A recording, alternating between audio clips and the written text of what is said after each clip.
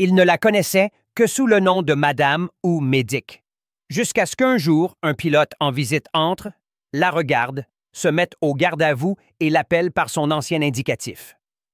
Ce simple mot changea tout, car ils réalisèrent qu'elle n'était pas seulement un soutien. Elle avait autrefois dirigé des missions dont personne n'osait parler. Le lieutenant-commandant Rachel Doc Sullivan était affecté au centre d'entraînement des opérations spéciales navales depuis exactement 7 semaines. Mesurant 1,70 m, avec des cheveux bruns foncés toujours tirés en un chignon réglementaire et des yeux verts perçants qui semblaient tout remarquer sans rien révéler, elle accomplissait ses tâches médicales avec une efficacité professionnelle qui la rendait presque invisible pour la plupart du personnel. Elle portait son sac médical avec une précision rodée, traitait les blessures avec une compétence clinique et maintenait un profil bas caractéristique des meilleurs officiers médicaux militaires. Pour les candidats SEAL et le personnel d'entraînement, elle n'était que l'officier médical assigné, compétente, fiable et totalement banale. Les candidats ne la connaissaient que par son titre formel et son rôle. Madame lorsqu'il s'adressait directement à elle, Médic lorsqu'il parlait d'elle entre eux, ou Doc de manière informelle, comme les militaires appellent souvent le personnel médical. Aucun d'entre eux ne s'était jamais interrogé sur son passé, ses affectations précédentes ou les expériences qui l'avaient façonné pour devenir l'officier médical qu'il voyait tous les jours. Elle était un soutien médical, rien de plus, quelqu'un qui les maintenait en assez bonne santé pour poursuivre leur régime d'entraînement brutal. La routine quotidienne du commandant Sullivan était prévisible et professionnelle. Elle arrivait tôt, examinait les dossiers médicaux des candidats, assistait au briefing d'entraînement pour comprendre l'évolution de la journée et les risques potentiels de blessures, se positionnait stratégiquement pendant les exercices d'entraînement et fournissait des soins médicaux immédiats lorsque nécessaire. Sa compétence était incontestée, son professionnalisme absolu, et sa présence était considérée comme acquise par tous au centre. Mais les suppositions peuvent être dangereuses, surtout lorsqu'elles concernent des personnes dont le véritable passé reste soigneusement caché. Bienvenue à Silent Salute, où nous découvrons que des capacités extraordinaires se dissimulent souvent derrière les rôles professionnels les plus ordinaires. Avant de poursuivre cette incroyable histoire, dites-nous dans les commentaires de quel pays vous nous regardez aujourd'hui.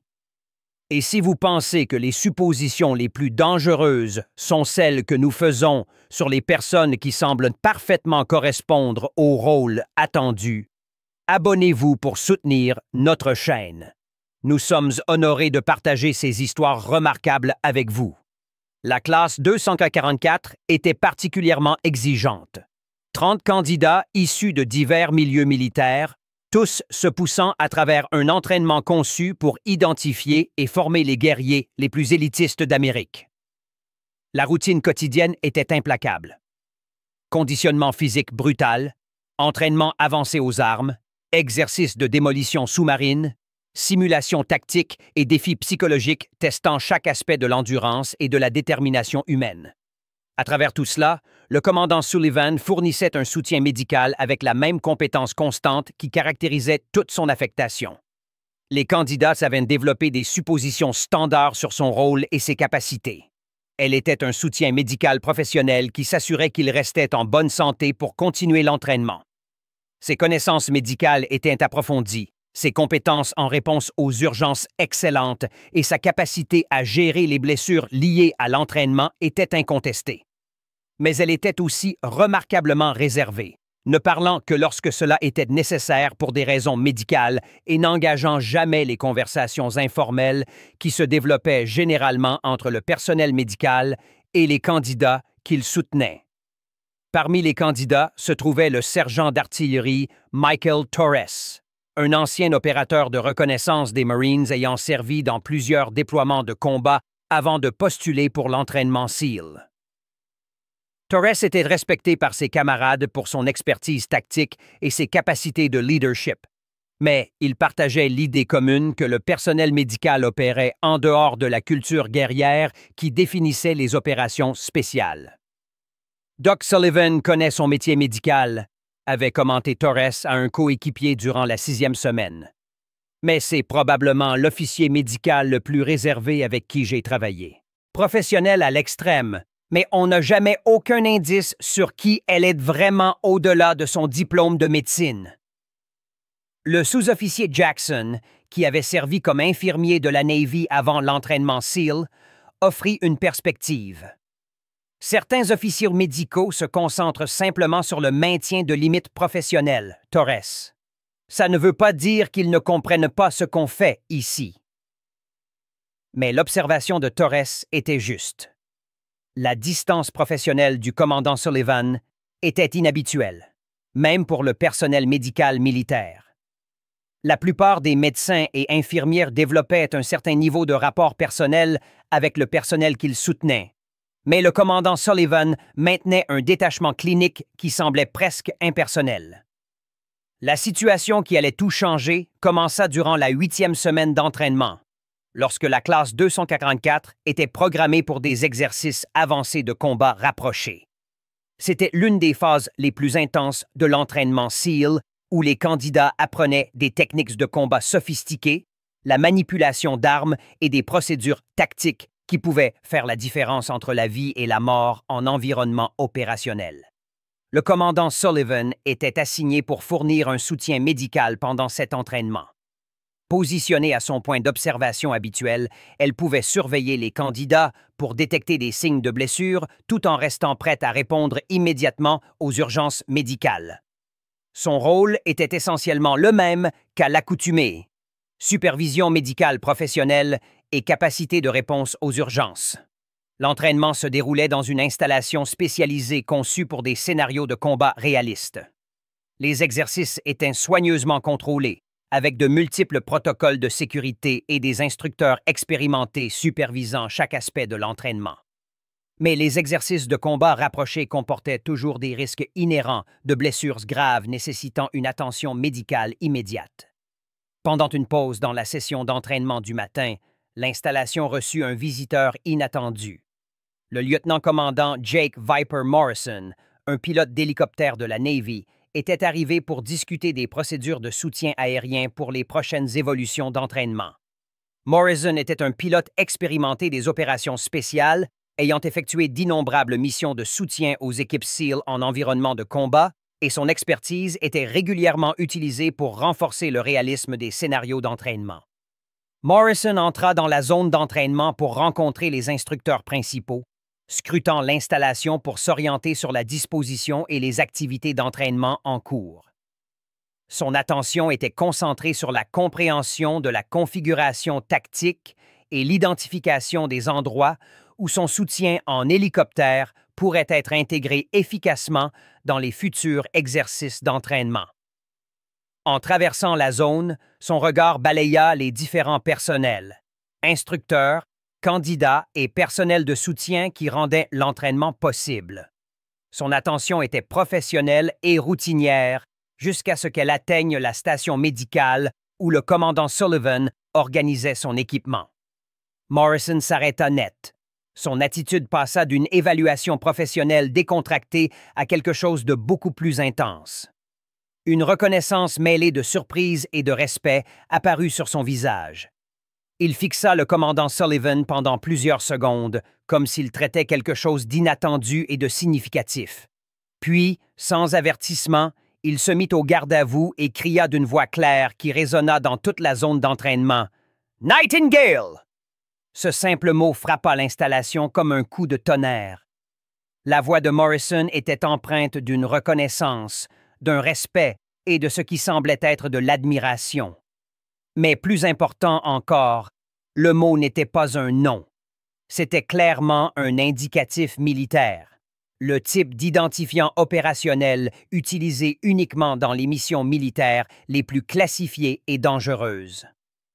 Le commandant Sullivan leva les yeux de ses fournitures médicales et pour la première fois depuis son affectation au centre d'entraînement, sa contenance professionnelle vacilla légèrement. Ses yeux rencontrèrent ceux de Morrison et quelque chose passa entre eux.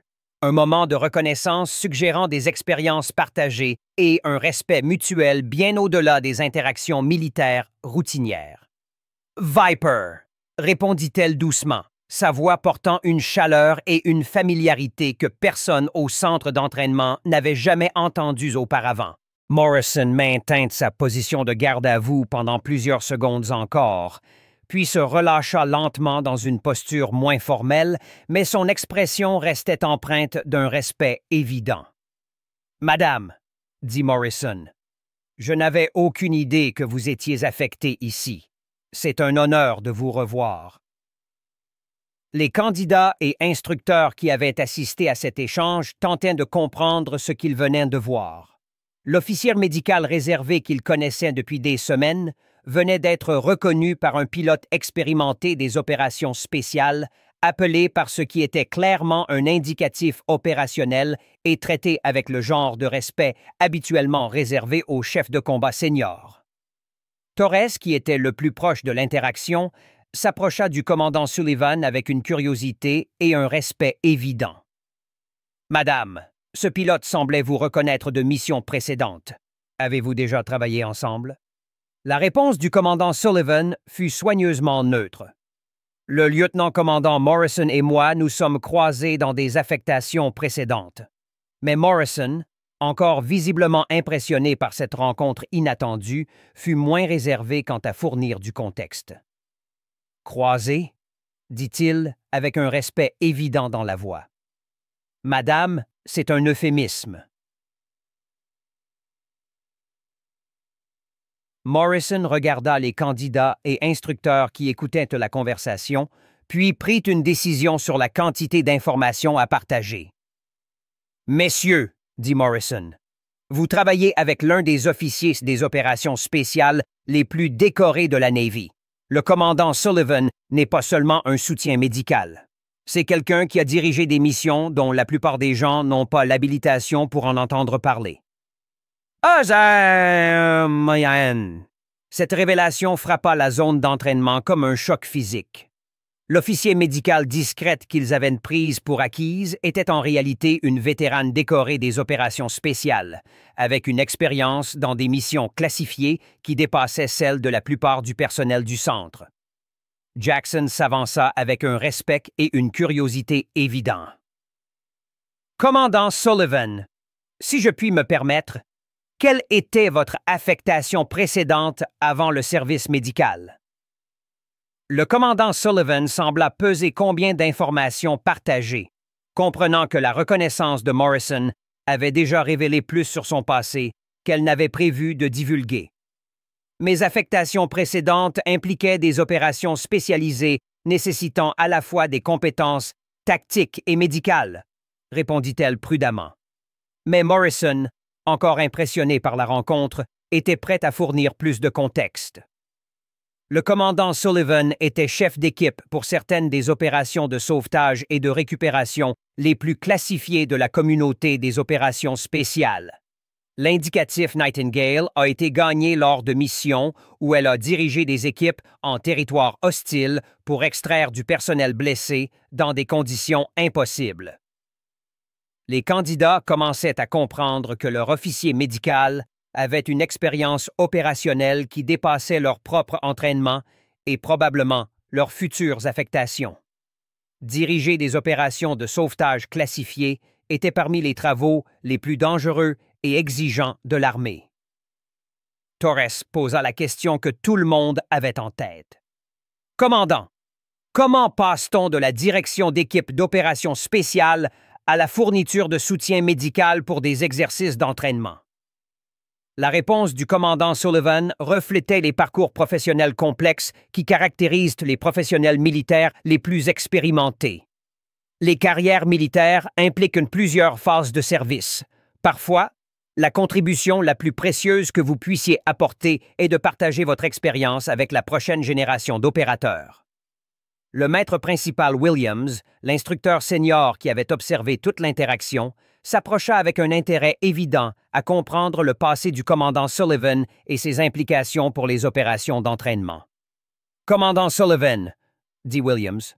Je commence à comprendre que votre expérience pourrait être plus pertinente pour nos opérations d'entraînement que nous ne l'avions initialement réalisé. Seriez-vous prête à discuter de la manière dont votre expérience opérationnelle pourrait enrichir nos scénarios d'entraînement? Le commandant Sullivan considéra la question avec soin, comprenant que la reconnaissance de Morrison avait fondamentalement changé son rôle au centre d'entraînement.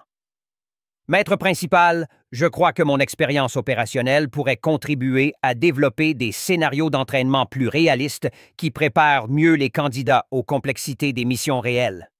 Williams fut intrigué par cette possibilité. Commandant, quels aspects spécifiques de l'entraînement pourraient bénéficier de votre expérience opérationnelle? Les scénarios où les responsabilités médicales et tactiques se croisent, où des opérations de sauvetage doivent être menées dans des conditions hostiles, et où les chefs d'équipe doivent prendre des décisions de vie ou de mort concernant la récupération de personnel sous un stress extrême.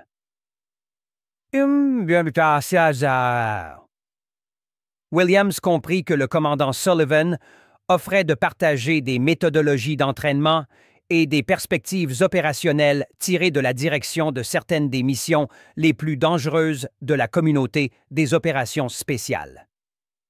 La conversation fut interrompue lorsque l'alarme de sécurité de l'installation se déclencha, signalant une menace immédiate nécessitant une réponse d'urgence. Un intrus armé avait réussi à pénétrer dans l'installation d'entraînement et se déplaçait dans le complexe de manière imprévisible et dangereuse. Tout le personnel mettait en œuvre immédiatement les procédures de confinement, annonça le système de sonorisation de l'installation. Intrus armés sur la base, restez dans des positions sécurisées jusqu'à nouvel ordre. Les candidats et instructeurs mirent immédiatement en œuvre leur entraînement, cherchant des positions défensives et se préparant à se protéger eux-mêmes et les autres jusqu'à ce que les forces de sécurité puissent neutraliser la menace. Mais l'emplacement et les intentions de l'intrus étaient inconnus, créant une situation où le personnel dans toute l'installation était potentiellement en danger. Le commandant Sullivan était positionné près de l'entrée de la zone d'entraînement, relativement exposé à une menace potentielle venant de plusieurs directions. Le protocole standard aurait été qu'elle cherche un abri sécurisé et attende que les forces de sécurité résolvent la situation. Au lieu de cela, elle fit quelque chose qui choqua tous ceux qui en furent témoins.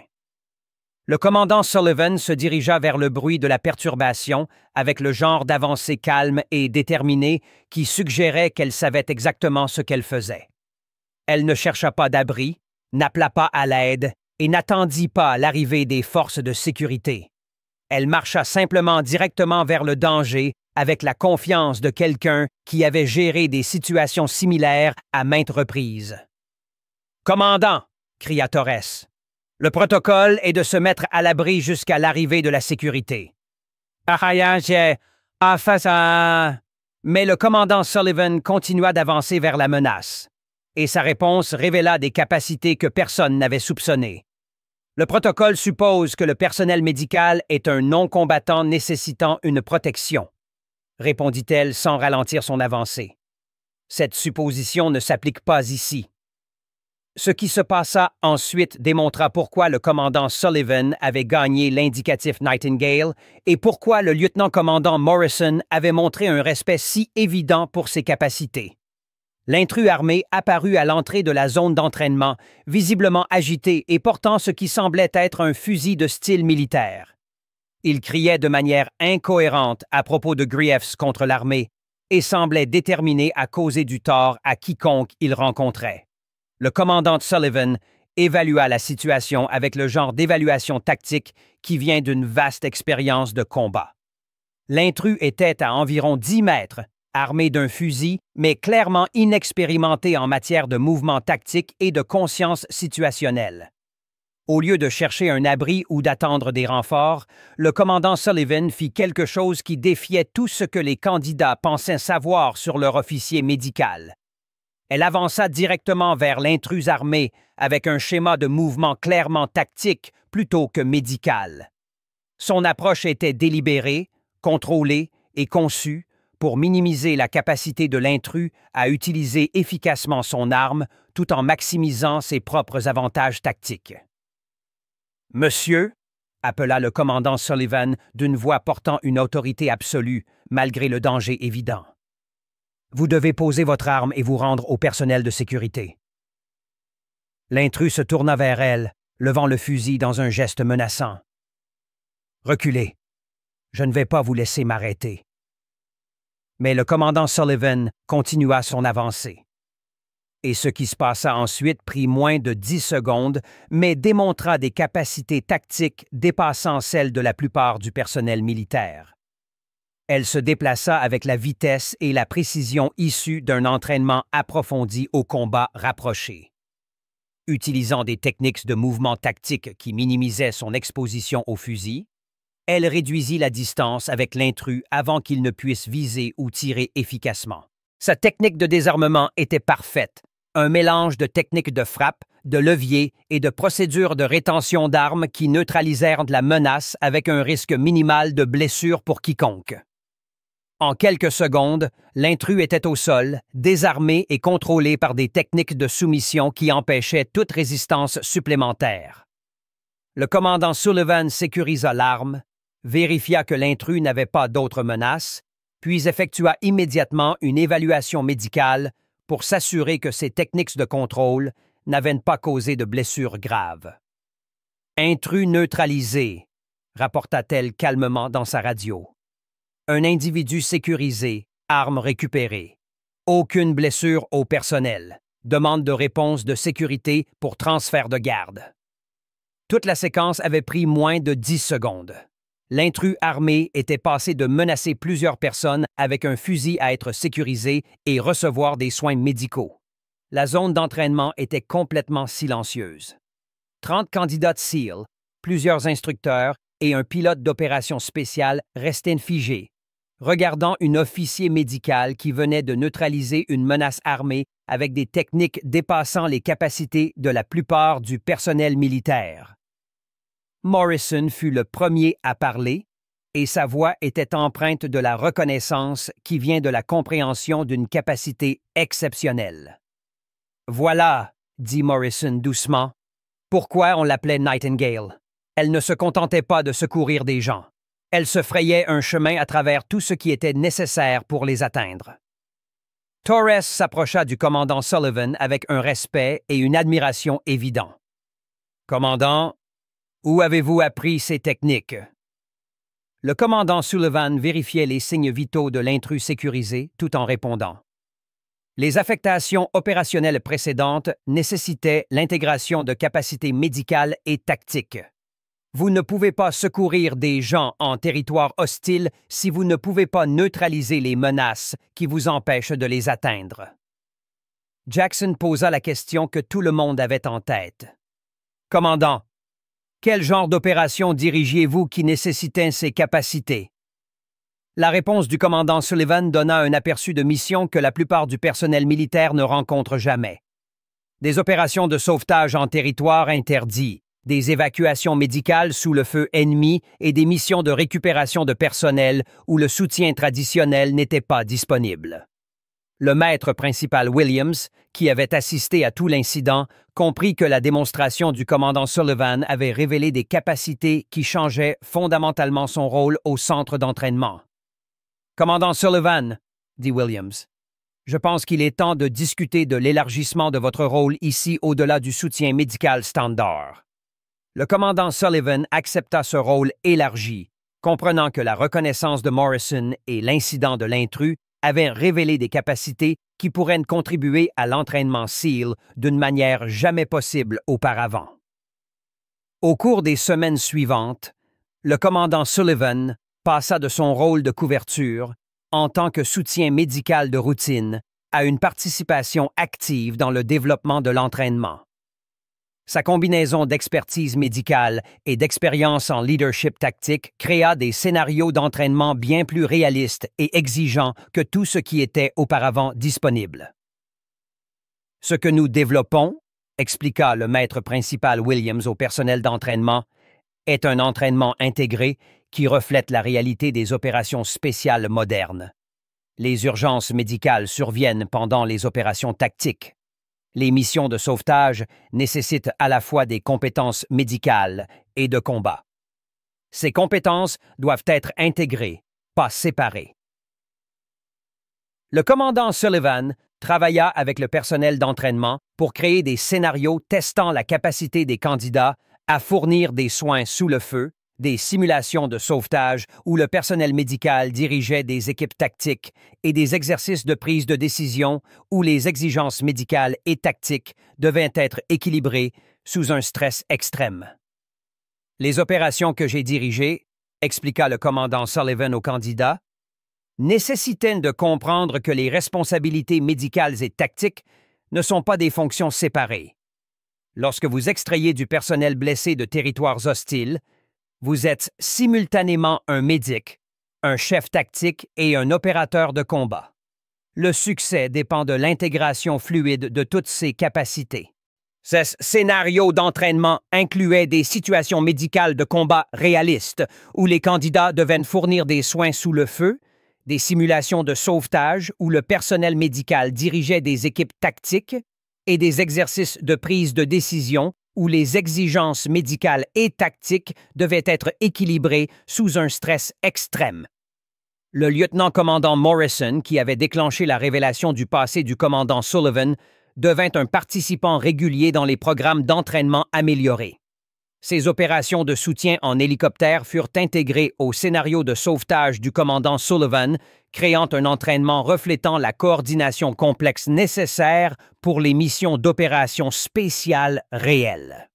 Travailler à nouveau avec Nightingale, dit Morrison au candidat, me rappelle pourquoi elle était si efficace en tant que chef d'équipe. Elle comprenait que les opérations réussies nécessitent l'intégration de toutes les capacités médicales, tactiques, aériennes et de leadership. Les candidats apprirent rapidement que l'expérience opérationnelle du commandant Sullivan fournissait des idées qui amélioraient tous les aspects de leur entraînement. Sa compréhension de la médecine tactique, de la récupération de personnel et de la prise de décision sous stress extrême créait des opportunités d'apprentissage dépassant tout ce qui était disponible par les méthodes d'entraînement conventionnelles. Torres, qui avait initialement remis en question le comportement réservé du commandant Sullivan, devint l'un de ses étudiants les plus dévoués. « Commandant, votre approche de l'intégration des capacités médicales et tactiques a complètement changé ma façon de penser les opérations spéciales. Vous nous avez montré que les opérateurs les plus efficaces sont ceux qui peuvent remplir plusieurs rôles de manière fluide. » Ici, ça... Jackson, l'ancien infirmier, fut particulièrement influencé par la perspective du commandant Sullivan sur la médecine de combat. « Madame, votre expérience m'a appris que le personnel médical dans les opérations spéciales n'est pas juste un soutien. Ce sont des membres à part entière de l'équipe dont l'expertise médicale renforce plutôt que de compromettre l'efficacité tactique. »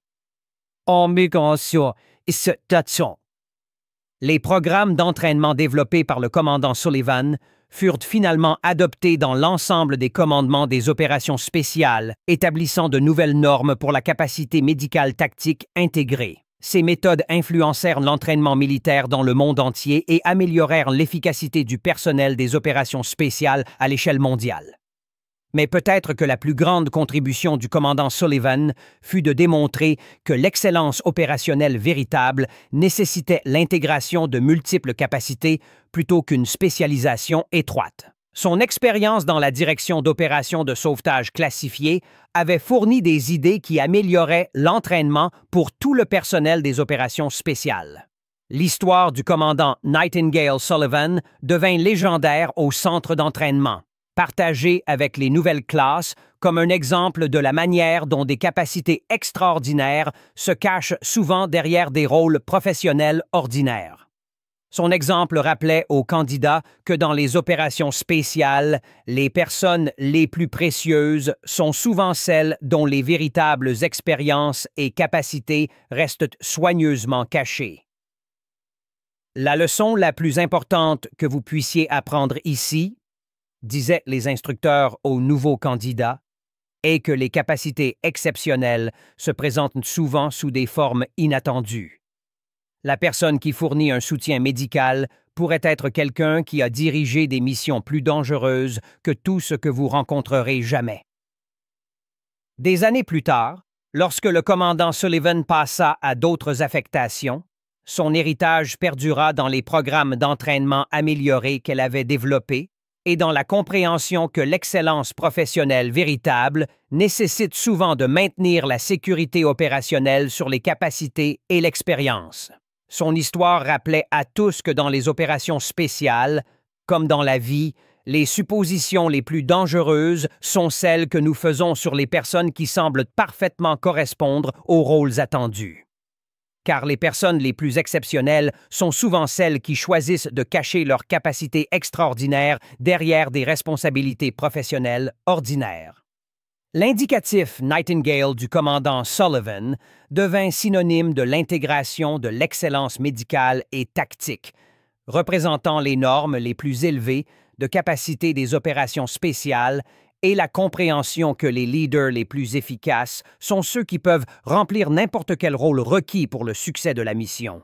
La simple reconnaissance de son indicatif par Morrison n'avait duré que quelques secondes, mais son impact se prolongea pendant des années, rappelant à tous que des capacités extraordinaires se cachent souvent derrière les apparences les plus ordinaires et que les personnes que nous prenons pour acquises peuvent être celles qui ont les contributions les plus importantes à apporter. Cette histoire vous a été présentée par Silent Salute. Avant de vous quitter aujourd'hui, voici notre question. Avez-vous déjà découvert que quelqu'un que vous connaissiez dans un rôle professionnel routinier possédait en réalité une expérience ou des capacités extraordinaires qu'il gardait cachées? Avez-vous rencontré des personnes dont le véritable passé était bien plus remarquable que leur rôle actuel ne le suggérait? Racontez-nous dans les commentaires les moments où vous avez réalisé que vous travailliez aux côtés de quelqu'un dont l'expérience dépassait votre propre compréhension.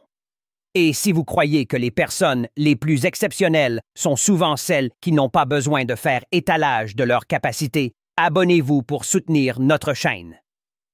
Chaque histoire nous rappelle que des capacités extraordinaires se cachent souvent derrière des rôles professionnels ordinaires et que les personnes que nous remarquons le moins peuvent être celles qui ont le plus à nous apprendre.